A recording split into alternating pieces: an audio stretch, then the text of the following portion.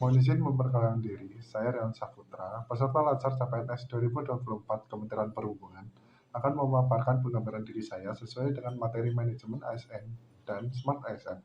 Untuk nama lengkap saya adalah Rian Saputra, unit kerja Balai Teknik Perkeretaapian Kelas 1 Jakarta, dengan jabatan sesuai SK CPNS adalah pengawas transportasi perkeretaapian. Kemudian, sesuai SK BTP JKT nomor 51 tahun 2024 adalah penyusun rencana dan program. Dan SK penugasan saya sesuai SK BTP JKT nomor 52 tahun 2024 adalah subkoordinator tata usaha di satuan pelayanan.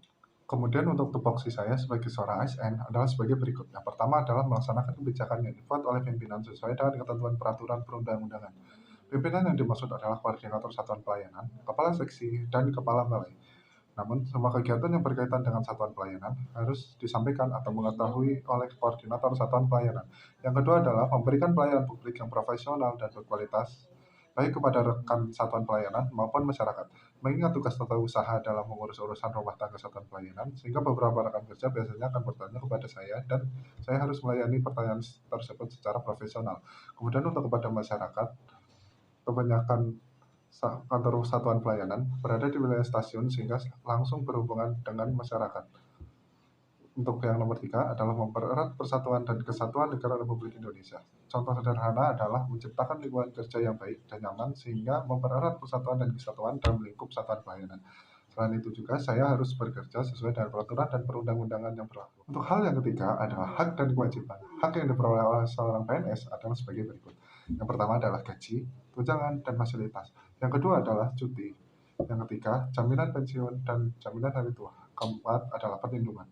Perlindungan di sini meliputi jaminan kesehatan, jaminan kecelakaan kerja, jaminan kematian, dan bantuan hukum. Untuk yang kelima adalah pengembangan. Kemudian untuk kewajiban saya sebagai seorang ASN adalah sebagai berikut. Yang pertama adalah setia dan taat Pancasila, Undang-Undang Dasar Negara Republik Indonesia tahun 1945, Negara Kesatuan Republik Indonesia, dan pemerintah yang sah.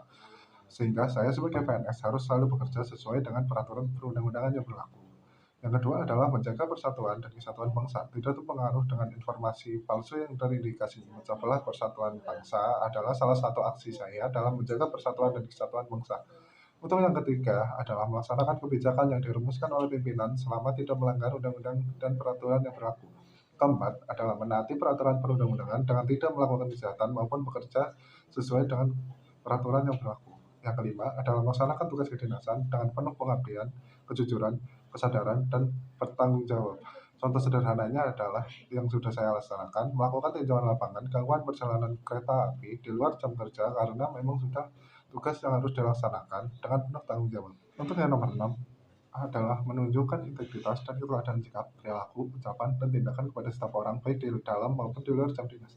Untuk contohnya adalah terkadang masyarakat kebingungan mencari peron maupun jadwal KRL sehingga bertanya kepada saya, dan saya melayani dengan menggunakan bahasa Indonesia yang baik dan benar serta sopan dan penjelasan yang mudah dimengerti oleh masyarakat. Untuk yang berikutnya adalah menyimpan rahasia jabatan dan hanya dapat mengemukakan rahasia jabatan sesuai dengan ketentuan peraturan perundang-undangan. Yang kedelapan adalah bersedia di tempatnya di seluruh wilayah Indonesia. Untuk kewajibannya ini, pada lingkup Satpol Balai, saya sudah ditugaskan dalam dua bagian, yaitu yang pertama perencanaan dan yang kedua adalah subkoordinator tata usaha satuan pelayanan. Kemudian, saya akan memaparkan penggambaran diri saya sesuai dengan materi Smart ASN. Dalam Smart ASN terdapat 4 pilar digital, yaitu yang pertama adalah digital skill, yang kedua adalah digital kultur, digital etik, dan yang terakhir adalah digital safety.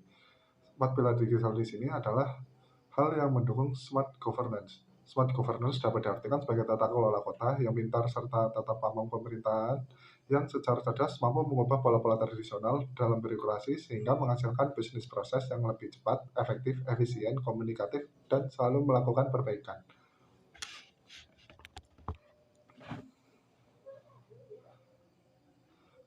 Yang pertama adalah digital skill. Digital skill adalah kemampuan pegawai ASN untuk memanfaatkan digital tools untuk memudahkan tugas sehari-hari. Dan yang kedua adalah digital kultur. Digital kultur di sini merupakan kemampuan membaca, menguraikan, membiasakan, memeriksa, dan membangun wawasan kebangsaan.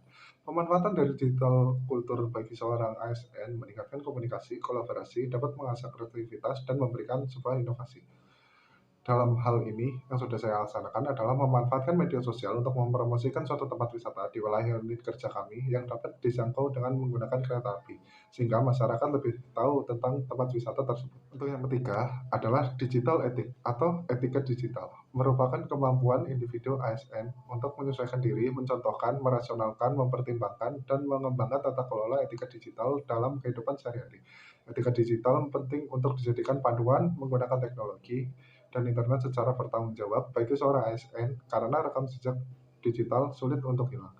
Jadi untuk penggambaran diri saya di sini adalah saya ketika berselancar di dunia maya selalu menjaga ketikan dan postingan agar tidak melanggar norma-norma maupun peraturan yang ada. Untuk yang terakhir atau yang keempat adalah digital safety. Digital safety merupakan langkah-langkah dan praktik antisipasi melindungi data diri atau informasi penting ketika menggunakan teknologi digital seperti internet agar terhindar dari cybercrime.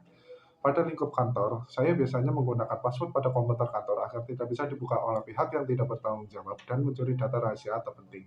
Selain itu juga, saya juga menggunakan Google Drive maupun Cloud untuk membackup data-data penting yang sekiranya rawan untuk disalahgunakan. Untuk yang berikutnya adalah ASN profesional. Bagaimana cara menjalankan peran ASN profesional? Cara menjalankan peran ASN profesional dalam mewujudkan smart governance adalah saya harus menguasai pekerjaan yang diberikan kepada saya sehingga kita mampu mengerjakan dengan maksimal. Yang kedua adalah saya harus bekerja keras, menemukan solusi untuk setiap masalah di pekerjaan saya. Yang ketiga adalah loyalitas kepada bangsa dan negara serta atasan.